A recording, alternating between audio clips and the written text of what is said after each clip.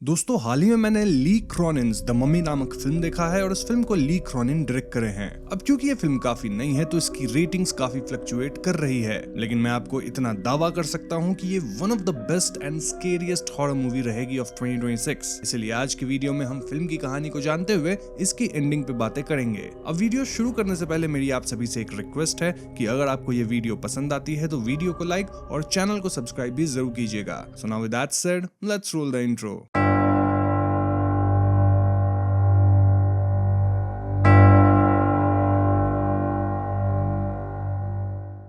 तो फिल्म की कहानी इजिप्ट के एसवन नामक शहर में होती है, जहां हम एक फैमिली को कार में एंजॉय करते देख पाते हैं। इस फैमिली में माँ पिता के अलावा 2 बेटे और एक बेटी थी। और दोस्तों यहाँ पिता और बच्चे काफी एंजॉय कर रहे थे, लेकिन माँ एकदम सीरियस थी कि पूरा परिवार जब अपने घर लौटता है तो इनके घर का पेट बर्ड खत्म पड़ा था। ऐसे में ये लेडी और उसका हस्बैंड अपने ही घर के सेलार में जाते हैं, जहाँ पता चलता है कि सेलर में एक पिरामिड जैसा स्ट्रक्चर था जो कि एकदम ब्लैक कलर का था। आइदर इनका घर ही इस मोस्टली दबे हुए पिरामिड के ऊपर बना था या फिर ये पिरामिड का एक मिनिएचर वर्जन था। जो भी हो, ये लोग इसके अंदर जाते हैं जहां एक ब्लैक बेसल्ट का सैक्रोफेगस होता है। अब जिन्हें बेसल्ट सैक्रोफेगस नहीं पता उन्हें मैं बता दूं कि बेसल्ट सैक्रोफेगस बेसिकली एक स्टोन कॉफिन होता है जो ब्लैक बेसल्ट रॉक से बना होता है। बेसल्ट एक बहुत हार्ड और स्ट्रॉन्ग वोल्केनिक स्टोन है जो लावा ठंडा होने के बाद बनता है, इसीलिए ये काफी ड्यूरेबल और हेवी होता है। एंशिएंट टाइम्स में लोग इंपॉर्टेंट या पावरफुल लोगों को प्रिजर्व करने के लिए ऐसे सैक्रोफेगस यूज करते थे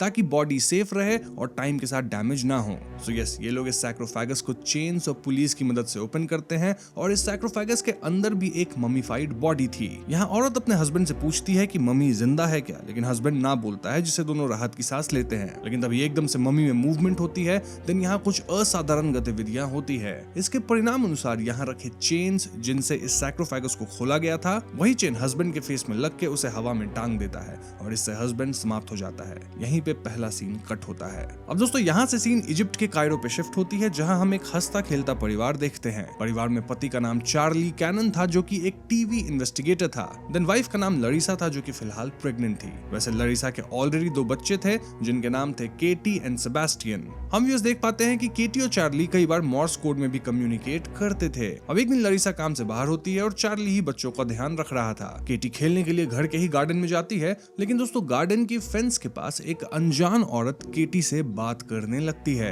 हम समझ पाते हैं कि ये वही औरत है जिसे हमने मूवी के पहले सीन में अपनी फैमिली के साथ देखा था, और ये औरत खुद को मजिशियन बोल रही थी। मजिशियन और केटी आपस में बात करने लगती हैं, जहां मजिशियन केटी को छोटे मोटे मैजिक दिखा रही थी। देन उसे एक चॉकलेट खाने देती है। और दोस्तों इनकी बातों से हम समझ पाते हैं कि केटी इस मजिशियन की बेटी लाइला को जानती है। इनफैक्ट मजिशियन भी शायद केटी से कुछ दिनों से कांटेक्ट में है। जैसा मैंने बताया, लाइला केटी की अच्छी फ्रेंड भी है और ये जो मजिशियन है वो लाइला की ही माँ है। एक पॉइंट पे मजिशियन कहती है कि आज वो केटी के लिए एक खास फ्रूट लाई है जो कि चॉकलेट से भी ज्यादा स्वीट होगा, और ऐसा कह के वो केटी को एक एप्पल देती है। जैसे ही केटी एप्पल लेती है, इसमें से एक इंसेक्ट निकल के केटी के मुंह के अंदर प्रवेश करता है, जिससे केटी चोक करने लगती है। वहीं घर के अंदर चार्ली को एक कबर्ड में ढेर सारे सेम चॉकलेट के रैपर्स मिलते हैं। इसे देख चार्ली को शक होता है कि कहीं केटी को कोई अनजान इंसान चॉकलेट तो नहीं देता है। ऐसे में चार्ली फौरन घर के बाहर गार्डन चेक करने जाता है और वो पाता है कि गार्डन की फेंस थोड़ी टूटी हुई थी और केटी गार्डन से गायब थी। चार्ली तुरंत केटी को ढूंढते हुए घर के बाहर जाता है और वो एक औरत को देखता है जो कि एक बच्ची को लेकर भाग रही थी। चार्ली इस औरत का पीछा करता है, लेकिन तभी शहर में डेजर्ट स्टॉर्म आता है, जिसके कारण चार्ली इस औरत को पकड़ नहीं पाता। इसके बाद सीन पुलिस स्टेशन का आता है, जहां चार्ली और लरीसा अपनी बेटी के लापता होने की कंप्लेंट लिखवाने आए होते हैं। और यहाँ जो सीनियर डिटेक्टिव थे वो चार्ली और लरीसा पे ही शक कर रहे थे कि यही दोनों अपनी बेटी को गायब किए होंगे। इससे चार्ली बहुत भड़कता है और हम व्यूअर्स यहाँ डालिया जाकी नामक डिटेक्टिव को भी देखते हैं जो कि अपने सीनियर डिटेक्टिव की बातों से सहमत नहीं थी। इन शॉर्ट, चार्ली और लरीसा को पुलिस से कुछ खास मदद तो नहीं मिलती, जिसके कारण ये लोग केटी को ढूंढ नहीं पाते। अब यहाँ से कहानी 8 साल बाद की आती है, जहाँ चार्ली और लरीसा अब भी साथ हैं और दोनों केटी को अब तक भूल नहीं पाए हैं। इनफैक्ट केटी अब तक मिली भी नहीं है। इनका बेटा सेबास्टियन काफी बड़ा हो चुका है। वहीं लरीसा को एक और बेटी हुई है जिसका नाम वो मॉड रखी है। अब ये परिवार न्यू मैक्सिको के एल्बुकर्की एल्बुकर्की में रहते हैं। इनफैक्ट फैमिली के साथ लरीसा की माँ कार्मेन भी रहती है जो कि एक कैथोलिक है। नाउ हमें एक रैंडम सीन दिखाया जाता है जहां एसवन डेजर्ट के आसपास एक बंदा अपने साइकिल की उत्तरी चेन चढ़ा रहा था और बैकग्राउंड में एक छोटी प्लेन क्रैश करती है। ये बंदा क्रैश साइट पे जाता है जहां वो दोनों पायलट्स को खत्म पाता है और साथ ही यहाँ वो बेसल्ट सैक्रोफेगस पड़ा था। तुरंत ही क्रैश की रिपोर्ट अथॉरिटीज को दी जाती है और ऐसे में 2 आर्कियोलॉजिस्ट्स इस सैक्रोफेगस को अपनी लैब में ले जाके ओपन करते हैं। सैक्रोफेगस के अंदर एक बच्चे की मम्मी थी और जैसे ही आर्कियोलॉजिस्ट्स इस मम्मी के कुछ लेयर्स निकालते हैं, ये मम्मी एकदम से जिंदा हो जाती है। जी हाँ दोस्तों, ऐसा प्रतीत होता है मानो एक जिंदा बच्ची को मम्मी की तरह लपेट के इस सैक्रोफेगस में बंद किया गया था और इस बच्ची की हालत बहुत ही ज्यादा खराब थी। नाउ जिन लेयर्स या पार्चमेंट्स को आर्कियोलॉजिस्ट्स निकाले थे उनमें कुछ अजीब इंस्क्रिप्शंस थे जिसे फिलहाल तो हम नहीं समझ पाते। यहाँ सबसे शॉकिंग पार्ट ये थी दोस्तों कि ये बच्ची और कोई नहीं बल्कि केटी थी जो कि 8 साल पहले गायब हुई थी। ऐसे में चार्ली को तुरंत अपने अमेरिकन एम्बेसी से फोन आता है कि उनकी बेटी 8 साल बाद मिल गई है, ऑल्दो उसकी हालत बहुत नाजुक है। चार्ली और लरीसा बहुत खुश होते हैं और वो तुरंत केटी को देखने जाते हैं। केटी से मिलने से पहले डॉक्टर वार्न करते हैं कि केटी अब पहले की तरह नॉर्मल नहीं दिखती है। वो सिवियरली माल नरिश्ड है और वो अपने ट्रॉमा के कारण ऐसे स्टेट में है जहां वो बात तक नहीं करती। इनफैक्ट केटी इतनी अनस्टेबल है कि कैटाटोनिक स्टेट में होने के बावजूद वो खुद को चोट पहुंचाती है, इसीलिए उसे most of the time sedative पे ही रखा जाता है। तो चार्ली और लरीसा को अपने इमोशंस कंट्रोल करते हुए ही अपनी बेटी से मिलना होगा। फाइनली ये दोनों अपनी बेटी केटी से मिल पाते हैं और दोस्तों वाकई केटी बहुत अलग दिख रही थी, एक जिंदा मम्मी की तरह। इस पॉइंट पे चार्ली और लरीसा डिसाइड करते हैं कि ये दोनों केटी को घर वापस लेके जाएंगे और घर पे ही उसकी देखभाल करके उसे पहले की तरह हेल्दी और नॉर्मल बना देंगे। वैसे मैं आपको एक बात बता दूं कि केटी के वापस मिलने के बाद उसकी केस पे डिटेक्टिव डालिया काम कर रही हैं और इस बार वो चार्ली को प्रॉमिस करती हैं कि वो पक्का पता करेंगी कि आखिर केटी के साथ इन 8 साल में क्या हुआ है। एनीवेज अगले सीन में हम व्यूअर्स देखते हैं कि चार्ली और लरीसा मिलकर केटी को घर ले आए हैं और दोनों केटी को उसका एक कमरा देते हैं। सेबेस्टियन अपनी बहन को देख एकदम शॉक में था, वहीं मॉड भी अपनी बहन से मिलकर एक्साइटेड थी क्योंकि वो तो केटी को कभी देखी ही नहीं थी। केटी को बिस्तर पर लिटाया जाता है जहां कार्मेन उसके लिए प्रेयर्स पढ़ने लगती हैं। हम केटी की आईबॉल्स कार्मेन की तरफ शिफ्ट होते देखते हैं और एकदम से केटी अपने सर से अपनी ग्रैनी कार्मेन को टक्कर मारती है जिससे कार्मेन लहूलुहान हो जाती हैं। फिर केटी अजीब तरह से चिल्लाती है और उसका शरीर बेड में बहुत डरावने वे में डिस्टॉर्ट होता है। अब उस रात केटी अपनी बिस्तर से उठकर घर के वॉल्स के अंदर किसी पोजेस्ड इंसान की तरह भाग दौड़ करने लगती है। इस घर के वॉल्स हॉलो थे जिनके अंदर आप ट्रैप डोर से एंटर करके मूवमेंट कर सकते हैं। लरीसा और चार्ली केटी का पीछा करते हैं और वो पाते हैं कि केटी एक बिच्छू को जिंदा चबा के खा जाती है। ये लोग केटी को जबरदस्ती उल्टी करवाते हैं, देन उसे उसके कमरे में लॉक कर देते हैं। इस घटना के बाद चार्ली को डालिया से उन इंस्क्रिप्शंस वाले पार्चमेंट्स की फोटो मिलती है जिनमें केटी लिपटी हुई थी इनसाइड सैक्रोफेगस और चार्ली इन्हें स्टडी करना शुरू करता है। चार्ली को जानना था कि 8 साल में केटी के साथ क्या हुआ है और इसके लिए वो किसी भी हद तक जा सकता था। अब अगले दिन लरीसा और कार्मेन मिलकर केटी को साफ कर रहे थे, उसे ग्रूम कर रहे थे और तभी लरीसा नोटिस करती है कि केटी के पैर के नाखून बहुत बड़े थे। वो नेल कटर से उसके नाखून काटने लगती है, लेकिन जब वो अंगूठा का नाखून काटती है तो लिटरली केटी के पैर का स्किन ही निकल जाता है। ये स्किन ऐसा लग रहा था मानो उसके अंदर वही इंस्क्रिप्शन वाले पार्चमेंट्स हों और केटी यहाँ वायलेंटली रिएक्ट करती है जिसके कारण उसे सेडेट करना पड़ता है। इस घटना से लरीसा बिल्कुल टूट जाती है क्योंकि वो अपनी बेटी को इस हालत में नहीं देख सकती थी। दूसरी तरफ चार्ली को घर के रग के अंदर अजीब चिपचिपा पदार्थ मिलता है, विच वाज वियर्ड। चार्ली जब केटी पे चेक करने जाता है तो वो अपनी बीवी को बहुत उदास पाता है। लरीसा चार्ली से झगड़ा करने लगती है, सेइंग कि अब जब केटी वापस आ गई है तो उसका ख्याल रखने के बजाय चार्ली बस इस पे ध्यान लगा रहा है कि केटी के साथ 8 साल में क्या हुआ है। लरीसा के हिसाब से चार्ली अब भी पास्ट में जी रहा है जबकि उसे प्रेजेंट में केटी पे ध्यान देना चाहिए। हम कहीं ना कहीं समझ पाते हैं कि केटी के गायब होने का ब्लेम हमेशा चार्ली पे डाला जाता है, लेकिन चार्ली यहाँ कहता है कि केटी को कई दिन से चॉकलेट्स दिए जा रहे थे ना, राइट, तो इसका ध्यान तो कहीं ना कहीं लरीसा भी रख सकती थी। बेसिकली दोनों एक दूसरे को ब्लेम कर रहे हैं, बट हाँ दोनों एक दूसरे को कंसोल भी करते हैं। इसके बाद लरीसा रोते हुए केटी से कहने लगती है कि वो कुछ तो बोले, लेकिन दोस्तों केटी यहाँ अपनी माँ लरीसा पे ही थूक देती है। खैर तो उसके बाद जब चार्ली केटी का गिरा हुआ व्हीलचेयर को उठाने जाता है तो व्हीलचेयर के व्हील्स में वही पार्चमेंट लटका था जो कि अभी अभी केटी के पैर से अलग हुआ था। चार्ली इस पार्चमेंट को उठाकर अपने कमरे में ले जाता है, देन इससे कई लेयर्स ऑफ इंस्क्रिप्शंस निकालता है। क्लियरली इन पे एंशिएंट लैंग्वेज में कुछ तो लिखा था और इसे ही डिकोड करने के लिए चार्ली एल्बुकर्की के कम्युनिटी कॉलेज जाता है जहां वो आर्कियोलॉजी प्रोफेसर बिक्सलर से मिलता है। प्रोफेसर बिक्सलर काउंसलर कहते हैं कि वो अपने फ्री टाइम में इन इंस्क्रिप्शंस को डिकोड करने की कोशिश करेंगे। अब उस साथ जब चार्ली अपनी बेटी केटी से बात करने की कोशिश करता है तो केटी बहुत ही अजीब तरह से अपने दांत बजाने लगती है। इनिशियली चार्ली को लगता है कि ये केटी का एबनॉर्मल रिएक्शन है, लेकिन फिर उसे एहसास होता है कि केटी के दांत बजाने के पैटर्न्स एक्चुअली में मॉर्स कोड हैं। चार्ली तुरंत इन पैटर्न्स को नोट डाउन करता है और वो पाता है कि केटी यहाँ किसी लाइला का नाम ले रही है। चार्ली तुरंत डिटेक्टिव डालिया को यह नाम बताता है और डालिया सजेस्ट करती हैं कि चार्ली ये पता करे कि 8 साल पहले किटी किसी लाइला को जानती थी क्या। I mean, कोई रिलेटिव या कोई फ्रेंड हो, एनीवन। ये सुन के चार्ली तुरंत केटी के सामान का पुराना बॉक्स खोलता है जिसमें ढेर सारे कार्ड्स वगैरह थे। I mean, यहाँ हर तरह के कार्ड्स थे, मोस्टली वो कॉन्डोलेंसेस वाले कार्ड्स होते हैं ना, जब किटी गायब हुई थी, तो वैसे ही इन्हीं कार्ड्स में से चार्ली को फाइनली एक कार्ड मिलता है जो कि किसी लाइला खलील द्वारा दिया गया था। कार्ड के ऊपर उसी चॉकलेट का रैपर लगा था जो कि चार्ली को 8 साल पहले घर के ड्रॉ में मिला था। I mean, जिस चॉकलेट से केटी को लालच दिया गया था। कार्ड के ऊपर लिखा था you are sweeter than this chocolate. फिर अंदर लाइला लिखी थी कि केटी उसकी बेस्ट फ्रेंड थी। शी इज अपसेट कि केटी के साथ ऐसा हुआ। इसी के पैरेलल में मॉड को केटी के कमरे से आवाज आती है और मॉड आवाज को सुनने जाती है। तभी एकदम से केटी क्रीपी आवाज में मॉड से बात करने लगती है, जबकि हम जानते हैं कि केटी बात तो करती नहीं। केटी कह रही थी कि वो मॉड से बात करना चाहती है, मुझसे जान पहचान करना चाहती है। मॉड केटी के कमरे के डोर के पास आती है और दूसरी तरफ से केटी एकदम से कहती है कि वो मॉड को टेस्ट करना चाहती है। ये सुन के मॉड भागती है, लेकिन केटी डिमोनिक चैंटिंग्स शुरू करती है जिससे लिटरली मॉड हवा में लेविटेट करती है। थोड़ी देर बाद मॉड वहीं गिर जाती है और हम भी समझ पाते हैं कि अब मॉड के ऊपर केटी के अंदर वाला डिमोनिक एंटिटी का प्रभाव तो आ चुका है। दूसरी तरफ चार्ली को जो लाइला का लेटर मिला था वो इसकी फोटो डालिया को भेजता है और डालिया स्टैंप से पता लगा लेती है कि ये लेटर इजिप्ट आसवान से आया था। अब आसवान के 40 किलोमीटर वाले बड़े इलाके में सिर्फ एक पोस्ट ऑफिस था और ऐसे में डालिया का एग्जैक्ट पिन पॉइंट करना मुश्किल था कि लेटर कहां से आया था। स्टिल डालिया उस एरिया के इमेजेस वगैरह चेक करती है और वो आसवान डेजर्ट के बीच एक नेक्टरिन्स फ्रूट का बगान पाती है, which was weird। इनफैक्ट दोस्तों, जो प्लेन क्रैश हुआ था ना, जिससे सैक्रोफैगस निकला था, उस क्रैश साइट पे भी नेक्टरिन्स का फ्रूट दिखा था। इससे डालिया अंदाजा लगाती है कि जरूर उसी नेक्टरिन्स फ्रूट उपजाने वाले एरिया में ही कल्प्रिट रहती है जो कि केटी को किडनैप की होगी। बस फिर क्या था, डालिया अकेले ही वो पूरा एरिया सर्च करने निकल पड़ती है। वहीं अगर चार्ली की बात की जाए तो वो प्रोफेसर से मिलने जाता है जो कि इंस्क्रिप्शंस को कुछ हद तक डिकोड कर लिए थे। प्रोफेसर बताते हैं कि ये लैंग्वेज बहुत पुरानी है, 3000 BC से पहले की है और इंस्क्रिप्शंस किसी बड़े सेरेमोनियल बाइंडिंग का एक छोटा हिस्सा है। जो 7 इंस्क्रिप्शंस चार्ली प्रोफेसर को दिया था, इनमें एक वर्ड बार बार रिपीट हुआ है, which was नासमेरेनियन।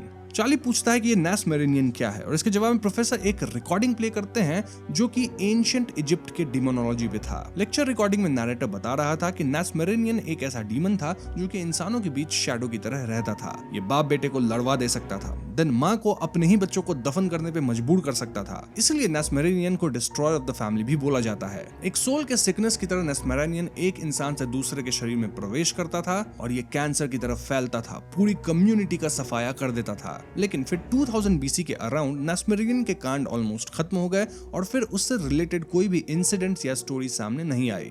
बस ऐसा रूमर फैल गया कि नासमेरेनियन को एक एंशिएंट रिचुअल के थ्रू ट्रैप कर दिया गया है, जिसके कारण अब वो बाउंड है। ये सुनकर चार्ली वो शॉक्ड, क्योंकि उसे लगने लगा था कि कहीं केटी के अंदर यही नासमेरेनियन तो नहीं। दूसरी तरफ डालिया एसवन के उस एरिया में जाती है जहां उसे केटी के किडनैपर्स के होने का शक था। डालिया को इस एरिया में एक घर दिखता है जिसके अंदर फिलहाल कोई नहीं था और ऐसे में डालिया घर की छानबीन करने लगती है। वो घर के सिलार में जाती है और दोस्तों, ये वही घर है जिसे हमने पहले सीन में देखा था, आई मीन जहां वो ब्लैक पिरामिड था। डालिया इस जगह की पूर्ण छानबीन करती है और वो क्लियरली समझ पाती है कि इस जगह पे किसी तरह का रिचुअल हुआ है जिसका हिस्सा शायद केटी भी रही होगी। छानबीन करके जब डालिया वापस घर में ऊपर आती है तो अब तक वही मजिशियन लेडी यहाँ आ गई थी। मजिशियन डालिया पे हमला करती है, लेकिन एन वक्त पे डालिया मजिशियन को शूट कर देती है। इसके बाद डालिया बाहर एक दूसरी लड़की को नोटिस करती है जो कि डालिया को देख के भागती है। डालिया इसका पीछा करती है और वो इस लड़की को एक जगह हाथ से ही खुदाई करता पाती है। इस लड़की के हाथ में एक बॉक्स था जिसके अंदर एक VCR वाला कैसेट था और कैसेट पे केटी का नाम लिखा था। डालिया इसे जब्त करती है, साथ ही वो इस लड़की को भी हिरासत में लेती है। डालिया इस लड़की से सवाल जवाब करती है जहां ये लड़की बताती है कि उसका नाम लाइला है। जी हाँ दोस्तों, वही लाइला जो कि केटी की दोस्त हुआ करती थी और हम समझ पाते हैं कि वो मजिशियन लाइला की माँ है। लाइला का जीभ कटा हुआ था जिस कारण वो क्लियरली नहीं बोल पाती थी। स्टिल वो बताती है कि वो अपनी माँ के बारे में एक बार खुलासा करने की कोशिश की और तब उसकी माँ उसकी जीभ का ये हाल की। ये लोग सैक्रोफेगस को एस1 से शिफ्ट कर रहे थे क्योंकि वो एरिया फ्लड होने वाला था, लेकिन इनके भाई जिस प्लेन में सैक्रोफेगस लेके जा रहे थे वो प्लेन ही क्रैश हो गया। यानी कि दोस्तों जो प्लेन क्रैश में 2 पायलट्स खत्म हुए थे वो लाइला के भाई थे, और इन्हीं को हम पहले सीन में देखे थे। याद है, एक फैमिली थी, मैजिशियन, उसका हस्बैंड, 3 बच्चे, उसमें 2 भाई 1 बहन थे। वो लाइला और उसके भाई ही थे। ये सब सुन के डालिया लाइला को सब कुछ लिखने कहती है कि एग्जैक्टली उसकी माँ क्या करती थी। देन वो केटी वाले कैसेट को देखती भी है। सारी इन्फॉर्मेशन मिलने के बाद डालिया चार्ली को कांटेक्ट करने की कोशिश करती है ताकि वो चार्ली को सच बता सके कि आखिर केटी के साथ इन 8 साल में क्या हुआ। चार्ली डालिया के फोन्स नहीं उठा रहा था और ऐसे में डालिया डिसाइड करती है कि वो चार्ली के घर पे ही जाएगी। और दोस्तों इस वीडियो में आगे मैं आपको इस रिचुअल के बारे में पूरा डिटेल में बताने ही वाला हूँ, तो आप वीडियो को एंड तक जरूर देखिएगा। यहाँ से सीन मॉड पे फोकस करता है जहाँ वो बिल्कुल बदल गई थी। वो अपनी ही टीचर को गंदी बात बोलती है जिसके कारण चार्ली को स्कूल बुलाया जाता है। चार्ली मॉड को लेकर घर आने लगती है और यहाँ कार में भी मॉड अपने भाई को गंदे इशारे कर रही थी, which was weird। इसी के पैरेलल में कार्मेन केटी के कमरे में जाके उसके लिए प्रे करने लगती है, लेकिन एकदम से केटी डिमोनिक वे में बात करते हुए कार्मेन पे हमला कर देती है। कार्मेन ज्यादा कुछ कर नहीं पाती क्योंकि केटी असाधारण तरीके से रूम बंद कर देती है। देन लेविटेट करते हुए कार्मेन पे हमला कर रही थी। एक पॉइंट पे केटी डिमोनिक तरीके से हंसते हुए कार्मेन का क्रॉस सुपर नेचुरल वे में उसके गले में ही लपेट देती है।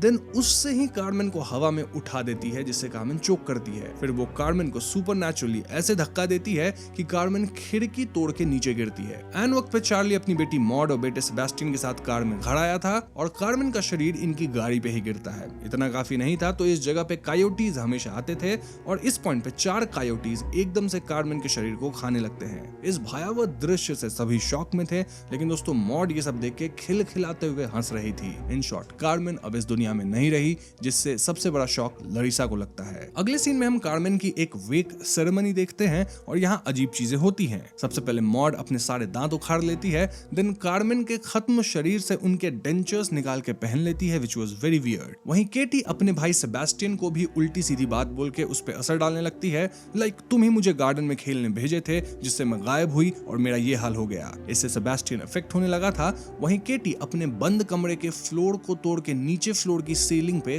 क्रॉल करने लग गई थी। जी हाँ दोस्तों, देन वो सभी गेस्ट्स के सामने ही कार्मेन की कॉफिन में कूद के उन्हें काइंड ऑफ खाने लगती है। उनका खून तक चाट रही थी। सारे गेस्ट्स इस दृश्य से शॉक में थे और वो सभी यहाँ से भागते हैं। लरिसा और चार्ली भी इन घटनाओं से शॉक में थे और लरिसा तो इतना परेशान थी कि वो अब केटी को घर में रखना ही नहीं चाहती थी। खैर इसके बाद ये लोग केटी को उसके व्हील चेयर से बांध देते हैं और उसके कमरे पे मल्टीपल लॉक्स लगाते हैं। इनफैक्ट हमेशा एक इंसान कमरे के बाहर निगरानी देता है ताकि केटी किसी भी तरह कमरे से बाहर ना आए। केटी यहाँ अजीब आवाजें निकाल रही थी और वो अपने व्हील चेयर को हवा में थोड़ा उठा के जमीन पे स्लैम कर रही थी। इस पॉइंट पे डालिया इनके घर आती और वो अपने साथ केटी वाली कैसेट लेके आई थी। डालिया ये कैसेट चार्ली और लरिसा को दिखाना चाहती थी क्योंकि इस कैसेट में मैजिशियन प्रॉपर्ली डॉक्यूमेंट करी थी कि केटी के साथ एग्जैक्टली क्या और क्यों किया गया था। सो यस, हम ये कैसेट देखना शुरू करते हैं जिसमें मैजिशियन बता रही होती है कि उसके फैमिली की एक एंशिएंट सीक्रेट है जहां वो लोग नस्मरानियन डीमन को बाइंड करके रखते हैं। इस डीमन को कंट्रोल करने के लिए रिचुअल ममीफिकेशन यूज होती है जिसमें स्क्रिप्चर्स वाली बैंडेजेस लिविंग स्किन पे लपेटी जाती है और जैसे जैसे ये स्क्रिप्चर्स हटाए जाते हैं डीमन उतना ही ज्यादा पावरफुल होता चला जाता है। यानी कि ये जो स्क्रिप्चर्स वाले बैंडेज है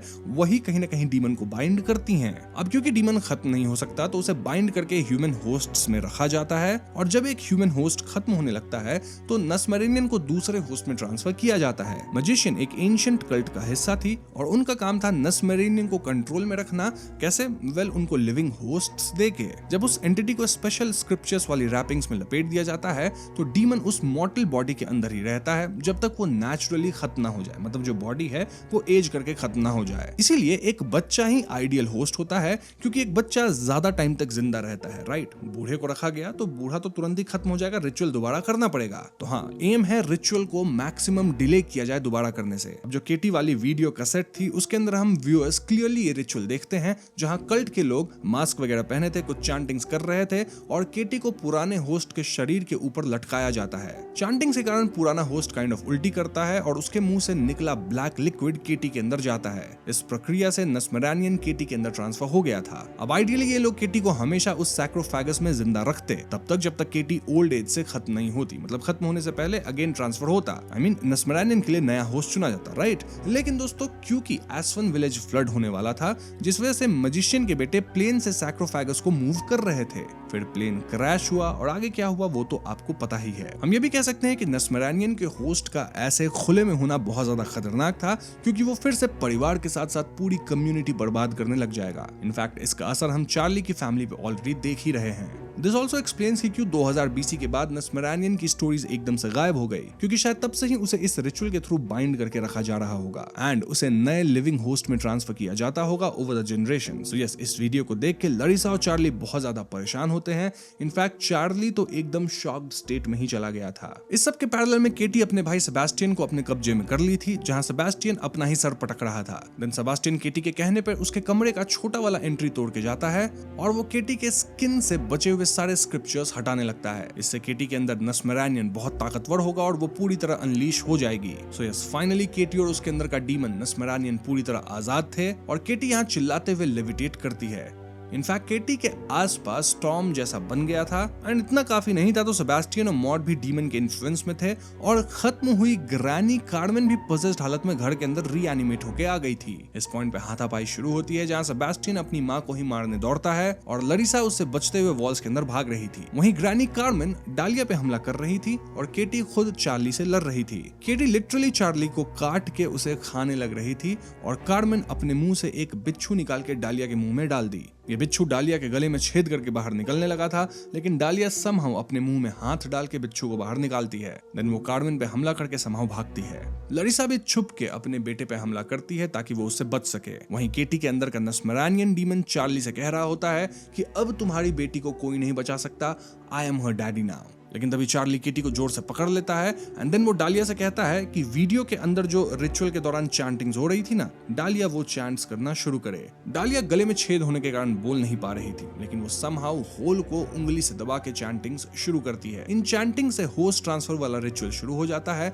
और फाइनली नस्मरानियन केटी के मुंह से निकल के चार्ली के मुंह में जाता है। यानी कि दोस्तों चार्ली अपनी बेटी को बचाने के लिए खुद को सैक्रिफाइस कर दिया, जहां नस्मरानियन अब चार्ली के अंदर है। और जब भी डीमन एक होस्ट से दूसरे होस्ट में ट्रांसफर होता है तो थोड़ा सा कूलिंग पीरियड होता है जहां वो इनएक्टिव रहेगा। इसी कूलिंग पीरियड में होस्ट को सील किया जाता है। आई मीन उसके स्किन पे पार्चमेंट्स में वो इंस्क्रिप्शंस डाले जाते हैं और इन्हीं स्क्रिप्चर्स के कारण या इंस्क्रिप्शंस के कारण नस्मरानियन कंट्रोल में रहता है। चार्ली के साथ भी अब वैसा ही होना था और दोस्तों हम क्लियरली देखते हैं कि नस्मरानियन जब केटी के शरीर से निकल गया है तो केटी अब नॉर्मल बिहेव करते हुए अपनी मां को पुकार रही थी। सीन कट होने से पहले हम केटी और चार्ली को जमीन पे पड़ा देखते हैं, जहां दोनों हैंड्स होल्ड किए हुए थे। इनफैक्ट मॉड और सेबास्टियन भी अब नॉर्मल थे। अब अगले सीन में चार्ली एक ताबूत जैसे स्ट्रक्चर के अंदर बंद था, यानी उसे बाइंड किया गया था और हम रिकवर्ड केटी को देखते हैं जो कि मॉर्स कोड में आई लव यू टैप करती है। अंदर से चार्ली भी I love you all tap करता है। समय के साथ केटी फुली रिकवर कर जाती है। इनफैक्ट मॉड और सेबास्टियन भी एकदम ठीक हो चुके थे। लेकिन दोस्तों चार्ली के अंदर तो नस्मरानियन है और वो कैद होगा।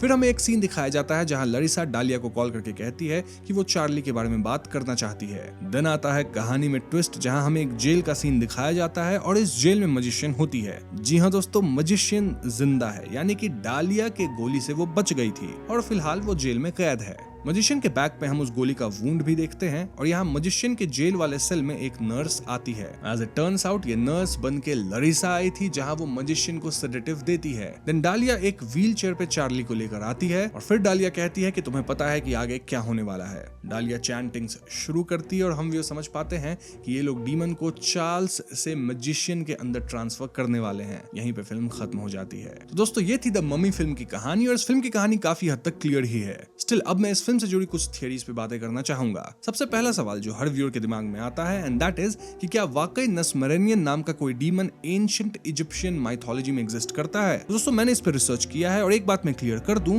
कि नस्मरानियन पूर्ण रूप से एक फिक्शनल डीमन है जिसे ली क्रॉनिन ने इस मूवी के लिए गढ़ा है। असली एंशिएंट इजिप्शियन माइथोलॉजी में ऐसा कोई डीमन नहीं मिलता। हाँ, इजिप्शियन डिमोनोलॉजी बहुत रिच है। स्वानसी यूनिवर्सिटी के एंशिएंट इजिप्शियन डिमोनोलॉजी प्रोजेक्ट के हिसाब से ओवर 4000 डीमंस रिकॉर्डेड हैं, लेकिन नस्मरानियन उनमें से एक नहीं है। ये नाम आपको ना किसी पैपिरस में मिलेगा, ना बुक ऑफ द डेड में और ना ही ग्रीक मैजिकल पैपरी में। इट्स क्लियर कि नस्मरानियन एग्जॉर्सिस्ट की तरह एक मेड अप डीमन है जो इजिप्शियन बैंडेजेस पहने हुए है। तो हाँ, ये क्रोनिन की अपनी क्रिएशन है जिसे उन्होंने ऑथेंटिक साउंड देने के लिए मिडिल ईस्टर्न लिंग्विस्टिक फ्लेवर के साथ बनाया है। अब बात करते हैं रिचुअल की। ये रिचुअल क्यों किया जाता है और क्यों बच्चे चुने जाते हैं। फिल्म के लोर के हिसाब से नस्मरानियन को डिस्ट्रॉय नहीं किया जा सकता, उसे बस बाइंड ही किया जा सकता है। इसीलिए एक लिविंग होस्ट चाहिए होता है जिसके अंदर डीमन कैद रहे। अब जब होस्ट खत्म होने लगता है, बूढ़ा हो जाता है, उसका बॉडी डीके होने लगता है, तो जो प्रोटेक्शन स्पेल है जो एक्चुअली होस्ट के स्किन में ही बेक्ड होती है थ्रू दोज इंस्क्राइब्ड बैंडेजेस, वो कमजोर होने लगती है। इसलिए मैजिशियन का कल्ट बच्चों को चूज करता है क्योंकि एक बच्चे का शरीर लंबा चलेगा, जिससे रिचुअल को दोबारा करने की जरूरत ऑलमोस्ट 50-60 साल तक तो नहीं पड़ेगी। एक बूढ़े इंसान को होस्ट बनाने का मतलब होगा कि डीमन हर 5-10 साल में स्केप करने के करीब पहुंच जाएगा। तो हाँ, ये एक बिल्कुल प्रैक्टिकल कल्ट लॉजिक है। Maximum containment for minimum ritual frequency. एक और इंटरेस्टिंग बात यह है कि रिचुअल में लिविंग होस्ट को ममीफाई नहीं किया जाता, बल्कि जिंदा ही बैंडेजेस में लपेटा जाता है जिन पे इंस्क्रिप्शंस लिखी होती हैं। ये बैंडेजेस ही असली जेल है डीमन का। सैक्रोफेगस सिर्फ एक कंटेनर है, असली केज तो वो इंस्क्राइब्ड स्किन रैपिंग्स हैं। इसलिए जब केटी अपने पैर से वो स्किन स्ट्राइप्स पील करती है तो वो एक्चुअली अपनी ही जेल के बार्स को तोड़ रही होती है। ये सिंबलिज्म काफी क्लेवर है दोस्तों। नाउ फिल्म में मेंशन किया गया है कि 2000 BC के आसपास नस्मरानियन के अटैक्स एकदम गायब हो गए थे। अब इस टाइमलाइन पे गौर करें तो 2000 BC लगभग मिडिल किंगडम के शुरुआत के टाइम है एंशिएंट इजिप्ट में। और इंटरेस्टिंगली असली इजिप्शियन हिस्ट्री में भी मिडिल किंगडम यानी 2030 से 1640 BC के दौरान ही डीमोनोलॉजी के बारे में आर्ट और टेक्स्ट्स ज्यादा एक्सप्लिसिट होने लगे थे। जैसे प्रोटेक्शन स्पेल्स, एम्यूलेट्स और बाइंडिंग रिचुअल्स इस टाइम में ही डेवलप हुए। तो क्रोनिन ने अपनी मेड अप माइथोलॉजी को एक्चुअली एक रियल हिस्टोरिकल पीरियड के साथ अलाइन किया है एंड मेरे हिसाब से ये काफी क्लेवर वर्ल्ड बिल्डिंग है। ये भी सजेस्ट करता है कि शायद मैजिशियन का कल्ट थाउजेंड्स ऑफ सालों से जनरेशनल रूप से रिचुअल को कैरी कर रहा है और शायद हर 50 से 70 साल के बाद एक न्यू होस्ट चुना जाता होगा। लाइला और उसके भाई अगले जनरेशन के कस्टोडियन थे जो अब तक रेडी नहीं हुए थे। नाउ ली क्रोनिन खुद एक इंटरव्यू में कहे हैं कि इस फिल्म की कई आइडियाज उनकी अपनी माँ की मौत से आई जो इविल डेड राइज के लास्ट डे ऑफ फिल्मिंग वाले दिन ही गुजर गई थी। क्रोनिन का कहना है कि द ममी इनिशियली उन्हें इंटरेस्ट नहीं कर रही थी, लेकिन इस फिल्म पे काम करने से उन्हें अपनी माँ के जाने का ग्रीफ प्रोसेस करने में मदद मिली। तो दोस्तों अब सोच के देखो, एक फिल्म जिसका कोर कॉन्सेप्ट है तुम्हारी प्यारी चीज वापस आती है, लेकिन अब वो नहीं रही जो पहले थी। ये तो लिटरल ग्रीफ का ही मेटाफर है। केटी का रिटर्न फ्रॉम द सार्कोफेगस, पेरेंट्स का ये रियलाइज करना कि जो बेटी वापस आई है वो अब डिफरेंट है, और फिर उसमें अपनी खोई हुई बच्ची को ढूंढना, ये सब एक्चुअली ग्रीविंग प्रोसेस के स्टेजेस हैं। Denial, bargaining, depression, acceptance. Film कहती है कि समटाइम्स जो खो जाते हैं वो पूरी तरह वापस नहीं आते, और जब आते हैं तो एक अलग फॉर्म में आते हैं जो आपको तोड़ के रख देती है। अब इंटरेस्टिंग बात यह है दोस्तों कि ली क्रोनिन ने खुद कोलाइडर को दिए इंटरव्यू में कंफर्म किया है कि द ममी और evil dead rise same shared universe में एग्जिस्ट करते हैं। मतलब नस्मरानियन और डेडाइट जो इविल डेड में नाटुराम डिमोंटे से अनलीज्ड होते हैं, ये सब एक ही डिमोनिक रियलिटी का हिस्सा है। इसका प्रूफ है एक हिडन ईस्टर एग जो फिल्म में छिपा है। एंड देन लिली सलिवन का कैमियो जिन्होंने इविल डेड राइज में बेथ का रोल प्ले किया था। इस फिल्म में वो मॉड की टीचर बनी है। Now if you talk about Easter egg, तो फिल्म में जो आर्कियोलॉजी प्रोफेसर बिक्सलर हैं जिसे मार्क मिचिसन ने प्ले किया है, उनका सरनेम ही असली कनेक्शन है। किससे connection? Of course evil dead rise universe से। ली क्रोनिन ने खुद कंफर्म किया है कि अगर आप ध्यान से इस प्रोफेसर का नाम देखेंगे तो वो इविल डेड राइज के कुछ की कैरेक्टर्स के डिस्टेंट रिलेटिव निकल सकते हैं। क्रोनिन ने बोला कि there is always going to be a bit of crossover, मतलब वो खुद अपना एक शेयर्ड क्रोनिन यूनिवर्स बना रहे हैं जहां इविल डेड के डेडाइट्स और नस्मरानियन जैसे एंशिएंट इजिप्शियन डीमंस एक ही रियलिटी में एग्जिस्ट करते हैं। एक और बोनस ईस्टर एग है केटी के पिंक बेडरूम में लगा हुआ बेब 1995 मूवी का पोस्टर, जो क्रोनिन ने इसलिए डाला क्योंकि वो बेडरूम जनरेशंस से हैंड मी डाउन होगा, शायद लरिसा के टीनेज डेज से। तो अगली बार जब आप ये फिल्म देखें तो प्रोफेसर के नाम पे स्पेशल ध्यान दीजिएगा। तो हाँ, हम ये कह सकते हैं कि ली क्रोनिन वाकई में अपना एक क्रोनिन वर्स बना रहे हैं, जहां आगे आने वाली मूवीज में शायद हम और भी मॉन्स्टर्स को देखें और कहीं जाके सारे इंटरकनेक्ट भी होंगे। नाउ फिल्म के एंडिंग में जब डालिया और लरिसा मैजिशियन के अंदर नस्मरानियन ट्रांसफर करती हैं, तो ये सीन थीमेटिकली बहुत डीप है। देखा जाए तो मैजिशियन भी एक डिस्ट्रॉयर ऑफ फैमिली ही है। वो केटी को अपनी माँ से अलग कर दी, अपनी बेटी लाइला की जीभ काट दी, अपने ही बेटे उसके एक प्लेन क्रैश में खत्म हो गए। तो नस्मरानियन का मैजिशियन के शरीर में जाना actually demon finding it's rightful resting place है। जो इंसान ऑलरेडी अपने परिवार का दुश्मन है,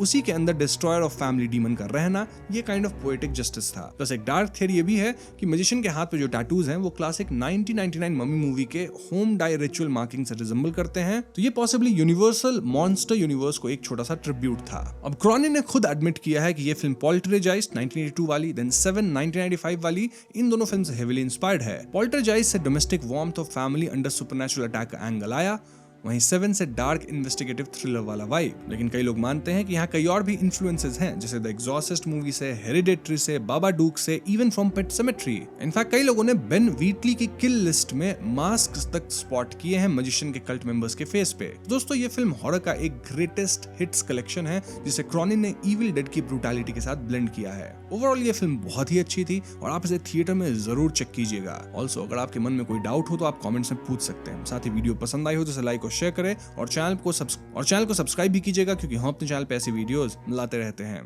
पीस।